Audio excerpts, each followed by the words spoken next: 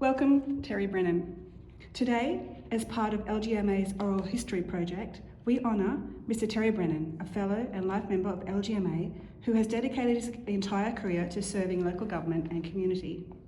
As of next year, 2026, Terry will have achieved 40 years of LGMA membership, and during this time, he was appointed as a fellow in 2002, awarded life membership in 2005, awarded a public service medal in 2024, and served as LGMA's past president, state president in 2024-25. Beginning as a junior administration officer in 1979 at Toowoomba City Council, at just 25 years old, he became one of the youngest Shire clerks in Queensland, after which he worked his way toward a rewarding 45-year career. Mr. Brennan has made significant contributions everywhere he has served. As CEO of Stanthorpe Shire Council, he oversaw the development of a new visitor information centre at Quart Pot Creek, the construction of a new library, and the Main Street beautification project. At Cassowary Coast Regional Council, he guided major infrastructure works including a new sewage plant, water supply upgrades, the Jubilee Bridge and a visitor information centre. Following Cyclone Yazzie in 2011, he led the rebuilding of the Cardwell foreshore, upgrades at Mission Beach, Tully and Tully Heads, and the reconstruction of the iconic Town Hall and council offices. In his last role as a CEO of Burdekin Shire Council, under his leadership, the community has seen projects such as the Burdekin Water Park, the Air Brandon Reservoir, along with major water supply upgrades.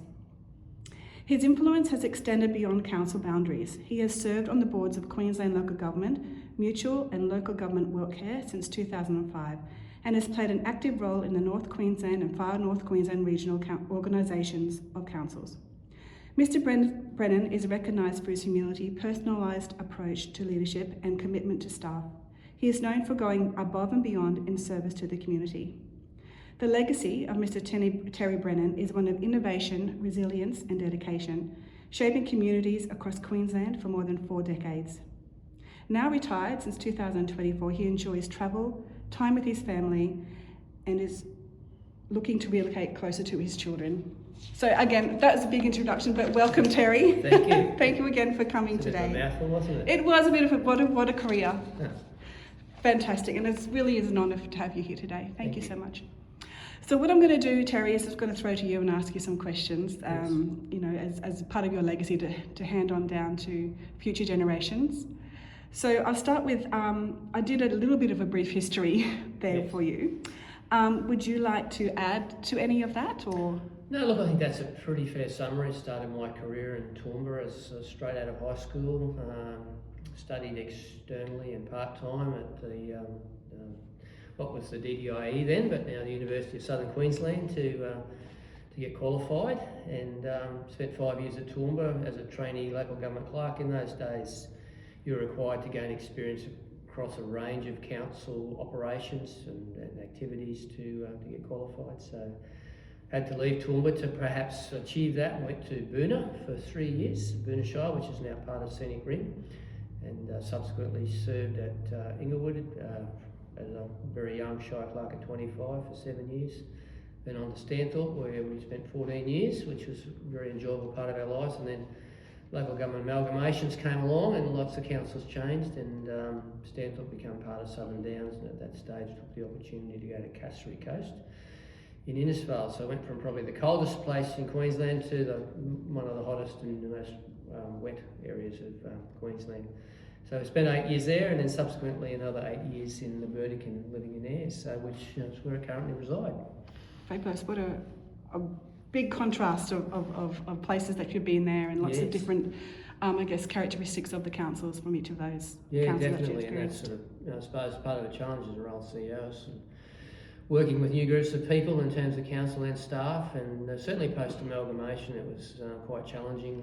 Wasn't the most happy marriage, you'd have to say, between Johnson and Cardwell Shires, so that was a bit of a challenge, but probably being a person that's come from outside either was a help in regard to, taking the place forward. So yeah, there's been some interesting situations had to deal with over time, but certainly that post-amalgamation period from 2008 in local government was quite a challenging time for a lot of people. What have been some of your role models in your, which you like to Okay, well, probably starting my career in Toowoomba, the town clerk, as he was called in those days, was a guy called Bill Robinson. He was very long serving, and he was a great role model. Served as a bomber pilot in World War II, and a very quiet and gentle man, but strong personality. Sort of came through, and then possibly went from there on to Burnishire, which a guy called Charlie Grant, who's a bit of a legend in local government at that time. He brought a lot of young officers through to get qualified for their local government clerk certificate, but I suppose a great mentor too, and once again a great role model in terms of his quiet style and nature, but determination to see things through. And then probably some of the mayors that I worked with too over the period, Neil Sullivan and Stanthorpe.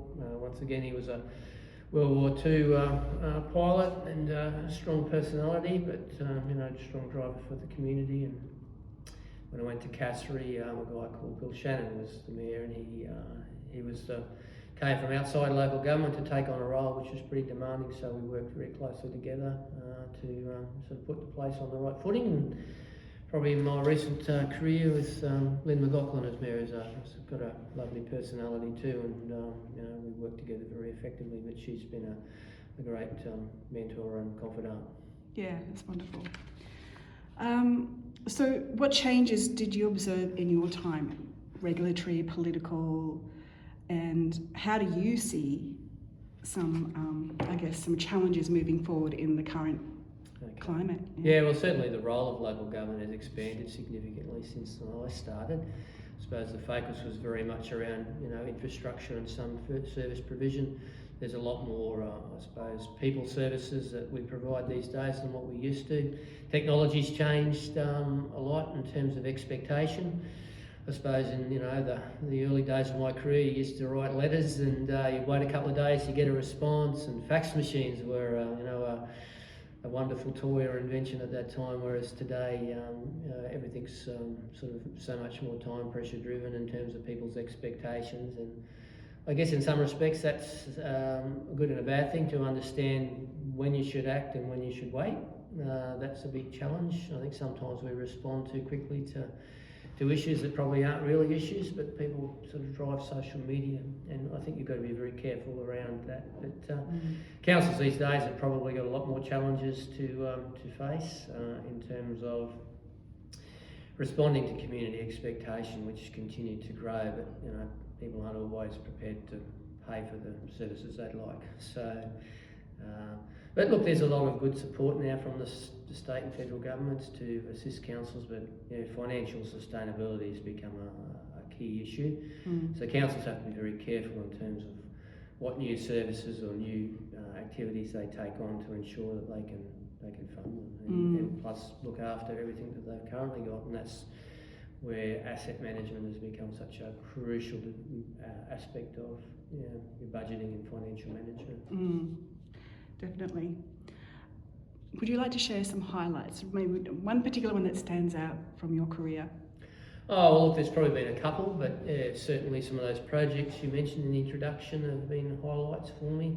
I suppose in terms of Cassery, we had Cyclone Yasi impact us, so that was a very big system. So that was, it was 5 years of hard work to get the place back on a good footing, and taking into account that Innisfail had suffered like Cyclone Larry in 2006, so they were just recovering from that event when Yasi came along, and it probably impacted other parts of Cassery more so than Innisfail. But yeah, a lot of fatigue for officers in terms of dealing with all those issues and trying to keep people, I suppose, focused, but calm in your response when you knew it was quite a bad event.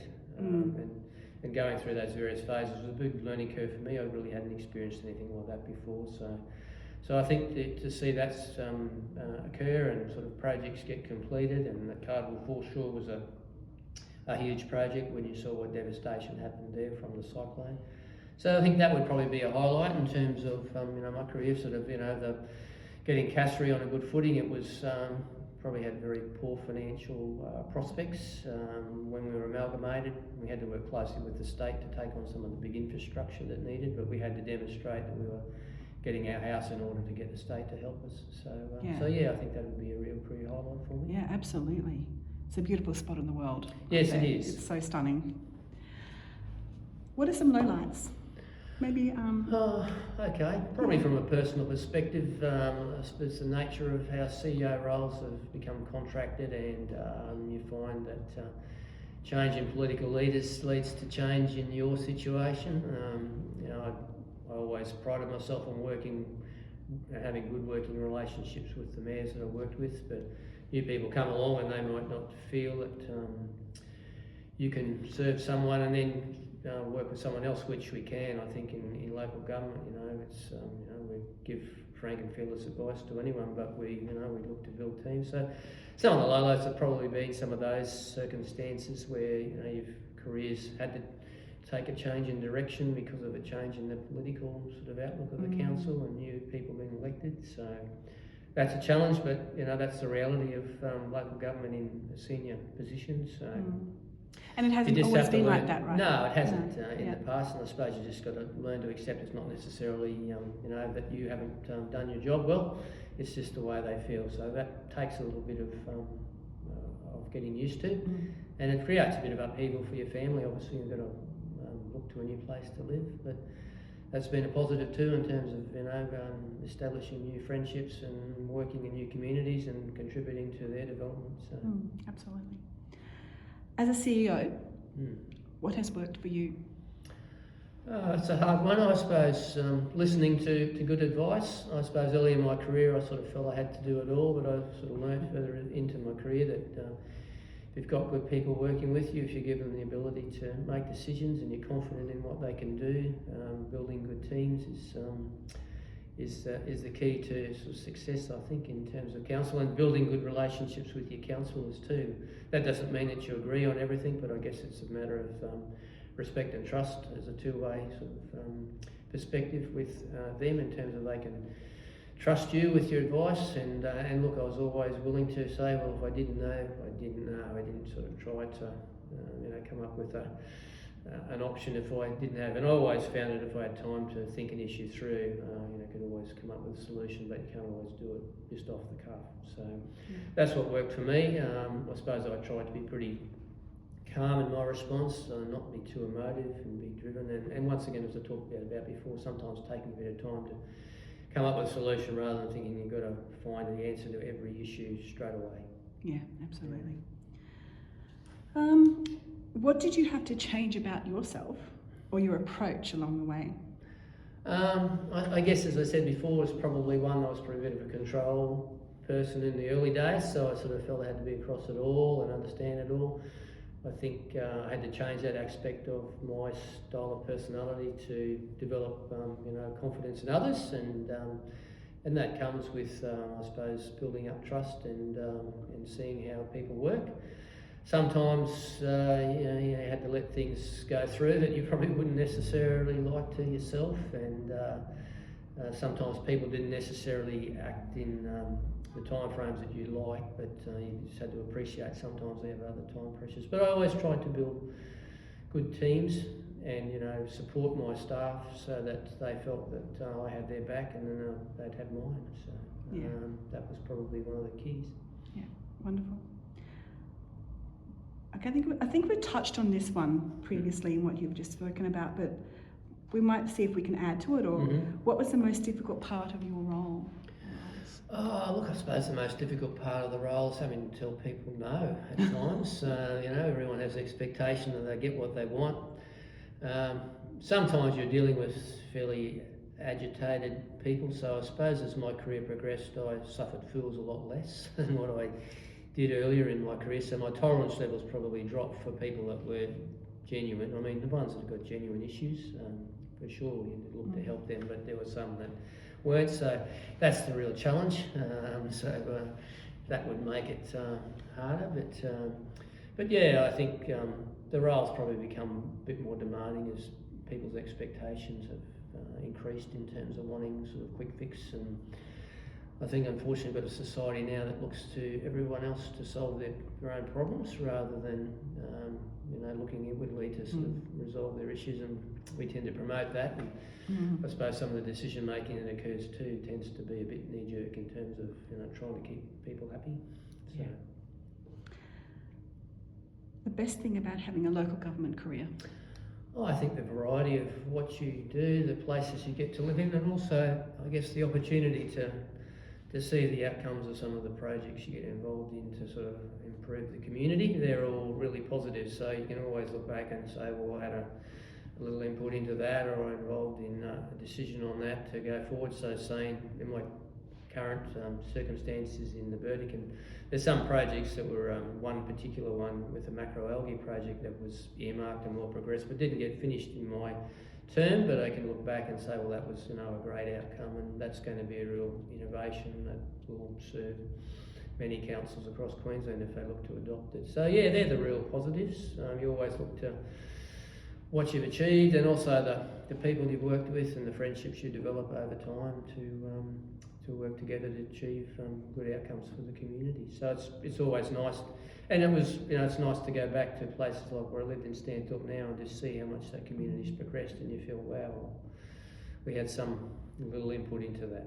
And I imagine you still have contacts with everywhere you've been as well, so you can go places and say, meet old people that you knew in the community. Ex-staff and whatever, and some are still working within council. I guess now that with my age, sort of probably some of the people that I used to relate to are no longer there, but there's a new cohort, but there's still some there, and still some people in the community that you know, and you sort of always look forward to renewing those acquaintances. And even today, what we're doing in terms of the ability to catch up with some of the people you worked with in your career is going to be great.